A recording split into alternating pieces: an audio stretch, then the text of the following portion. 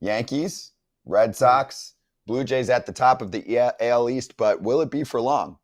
Who do you like of the three, and are you surprised that it's gotten this close this quickly? We have a No, full month to go. no, I'm not surprised because here's the thing: who did the Yankees just play? Nobody. Now who do they play? Somebody.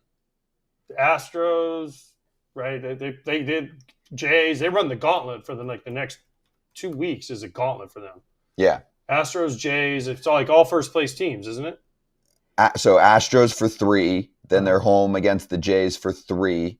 They stay home for 3 against the Tigers. Okay. They hit the road to Boston. Okay. Then it starts to ease up again. But what do the Yankees always do? We've talked about this. They beat up on not so good teams because they can hit the homers and they don't face the best pitching, right? So now they get to go and play. Now we'll find out the next 12 days with the Yankees. Now the Red Sox, I don't know who they play, but the Jays, at least the Red Sox have Yankees in there. Jays have Yankees in there.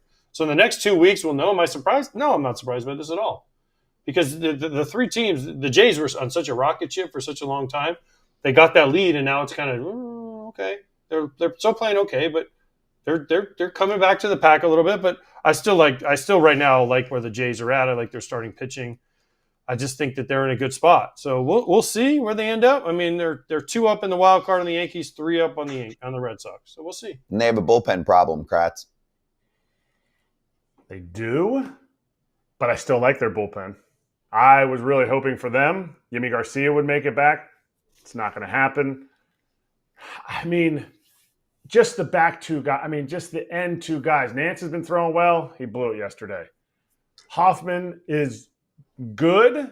He hasn't been elite Hoffman, but last year he was elite Hoffman and went to the playoffs and he was not elite Hoffman. The Mets figured him out.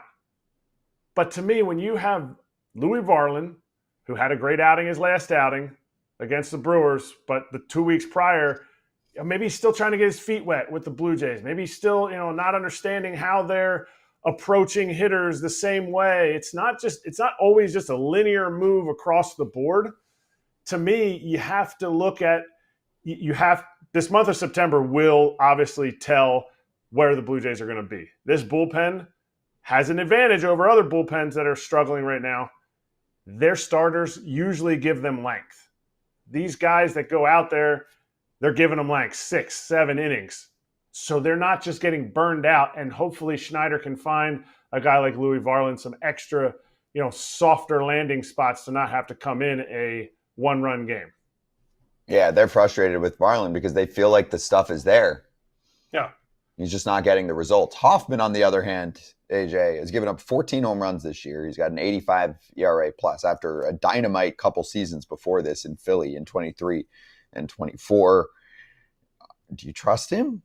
Here's my biggest thing about Hoffman is at the beginning of the year he was really good, but they also were using it for multiple innings. He had a lot of 4-out saves. He was doing a lot of things that most closers don't do. Is he tired? Is he a little bit worn down from all of those innings? I mean, he's thrown a lot, and he's done multiple innings. Every time I turned it on the 8th inning, Hoffman was in the game trying to get a 4 or 5-out save. So I think that maybe he might be a little bit tired, and he'll get ramped back up and when it comes to it. But I mean, he's got 8 wins also. It's a lot for a closer, 8 wins. Yeah, 8 and 6. Hawking them victories. Yeah, 29 saves, 57 and a third innings. How many appearances? 60 appearances. I mean, he did make 68 appearances last year. Yeah, but we got a month to go, and he's at 60. Right. So and I know that he doesn't have as many innings as he does appearances, but there was a lot early, especially early, where he was 4 or 5 outs. Mm-hmm.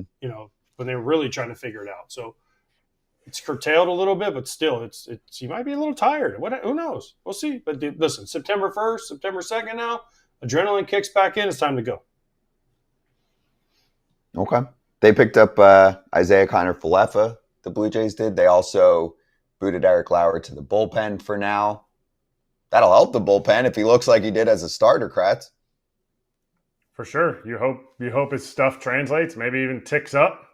But again, are they going to lean on Bieber?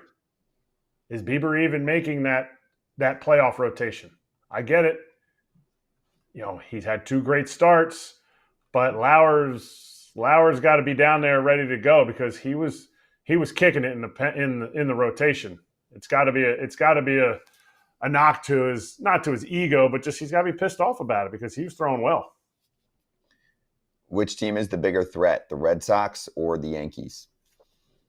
Or do you want to hear some scheduling? Because I think the Red Sox, to be honest with you. Yeah, it's soft schedule coming up for them too. I mean, they didn't handle the Pirates too well. They picked up the end of the series, but they lost 2 out of 3 there. They did beat Cleveland last night. They've got 2 more against Cleveland. Then they hit the road for Arizona and the ATHs. ATHs, don't sleep on the ATHs. That's true. This is not the best time to face them. I just saw Hinch and the Tigers, and they were talking about the ATHs, and they were saying it is not a fun place to have to go play right now. Because what I say about the Tigers, remember you guys asked me about the Tigers, and I said once they play the Royals and they start getting back into it and they get out of Sacramento, and it's exactly what Hinch and some of the guys said. They go, we went to Sacramento, the lights are bad, the clubhouses are bad, the field, it feels like a minor league park. They said that in Tampa. It literally feels like a minor league park. And they were like, it's a hard time getting up. Not because they understand it's a big league game, but it's hard getting up for a game when there's 9,000 people. The lights are bad. Hinch at one point said he was going to get ejected. He thought about getting ejected. I don't know what. But then he said he'd have to walk across the field. It was when Scooble was yelling at the ump. Remember the Scooble got into it, and then he gave up the grand slam? And Hinch was like, well, I wanted to kind of go out there and protect my guy, but then he's like, I got to walk all the way out to center field to leave. I can't just go through the dugout. He's like, then I would delay my pitcher longer, and it would have just taken longer. So he's like, screw it. I just had to let it ride. Mm-hmm. But it was one of those. It was funny because I never heard anyone say that. Because he's like, do I get the card if I get ejected? Do I wait for the card to take me, or do I walk? Because then I got to walk all the way out there, and I'm not as spry as I used to be. Well, some people, fans, will say who've never played baseball, will say BS excuses. That shouldn't matter. My question back to you is, does a game feel exactly the same if you're playing it in a sold-out ballpark with all of the amenities that you guys are used to versus if you played on a Little League field? No, it doesn't. Now, if you do the one-off games, and Kratz, I think you speak of this, if you do like a one-off, like I was fortunate to play in Fort Bragg, right? That was cool because it was a tiny park, like 2,000 people. But you're like, I'm in Fort Bragg, and there's only military people here watching me. Now, that one was cool. But to go and have to play a 3-game series in a place, you're like, but I heard the hotel was nice. And I heard there was kind of some stuff to do in Sacramento. But as far as the ball, like they said the field was fine and the clubhouse was, the amenities were okay. But it was just more about just the atmosphere. So that can be a hellhole. So there's 3 there. Then they go to the Bronx to take, or no, then they go home to take on the Yankees. That's the games in Fenway. Then they welcome in the A's. Then they're in Tampa, in Toronto, and finish up with 3 against Detroit. That's the rest of the schedule for the Red Sox. Do you think they're a bigger threat to catch the Blue Jays or the Yankees? I think the Red Sox. Okay. Kratz? Man, I just feel like the Yankees haven't been playing their best baseball, even though they've been playing against bad teams. And I can't decide if they're only beating up on bad teams. I can't decide that.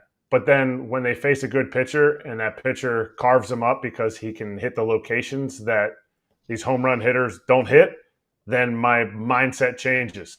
So to me, I feel like the Yankees are a better team. I feel like they can be a better team. Will they be? I don't know. I feel like because there's going to be a ton of panic moments. The bullpen really carries you through those panic moments. And the Red Sox bullpen right now is one of the best in baseball in the last 2 weeks. Not even talking about just Chapman.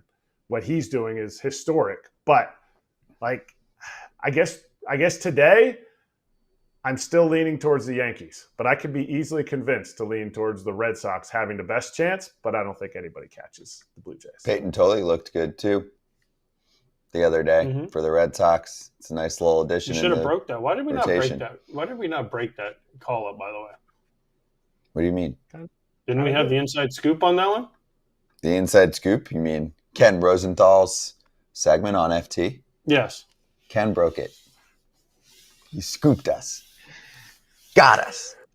Anyway, I'm tired. MLB Rivals. I'm tired of little Kenny getting all the scoop. Yeah, he gets the Like scoops. I had him this weekend with me, and all he kept doing was jumping in on my conversations. I'm tired. Charge the Mound, powered by MLB Rivals. If you want to go check out the game, bottom right corner of your screen, we just had that QR code up for the entire time. Get the game chosen by two-time NL MVP Bryce Harper by downloading MLB Rivals for free in your app store.